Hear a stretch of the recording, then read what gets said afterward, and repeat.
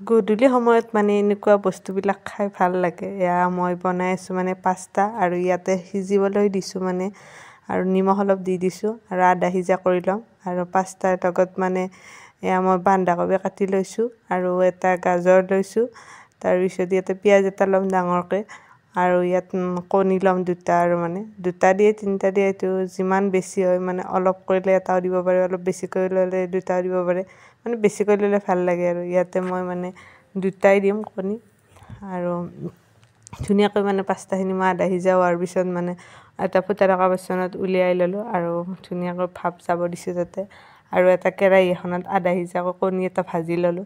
ভাজি কিনে এইটো কণী থৈ দিম, তাৰে অলপমান খাই ল'ম ভাল লাগে আধা সিজা কৰি। তাৰপিছত তেল অলপ দি আৰু এইখিনি পিঁয়াজখিনি মানে ধুনীয়াকৈ ভাজি ল'ম। তাৰে পৰা কণী এটা ভাজিছোঁ কিন্তু সেইটো দেখুওৱা নহ'ল আৰু ইয়াতে দিলোঁ মই গাজৰ বন্ধাকবি এইখিনি ধুনীয়াকৈ ভাজি ল'ম।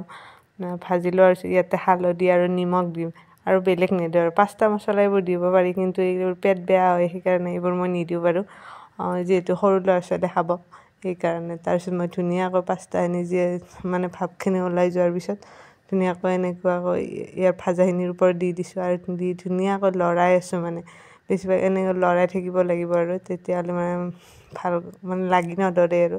তো আধা ভাজি হোৱাৰ পিছত মই ধুনীয়াকৈ ইয়াতে মানে টমেটো চচ দি দিছোঁ আৰু টমেটো চচখিনি পিছত দিয়াতকৈ মই ভাজি থকাত দিলে মানে সোৱাদটো বেছি হয় সেইকাৰণে মই ভাজি থাকোঁতেই দিছোঁ, মানে পিছত আৰু নিদিওঁ আৰু ধুনীয়াকৈ চচখিনি দি ধুনীয়াকৈ মই ভাজি আছোঁ আৰু কমচে কম 10 মিনিটমান ভাজিছোঁ আৰু তাৰপিছত এখন কাঁহীত ধুনীয়াকৈ মানে উলিয়াই ল'ম আৰু এনেকৈ খাই চাব ইমান ধুনীয়া সোৱাদ হয় তাৰমানে আৰু মছলা নিদিলে।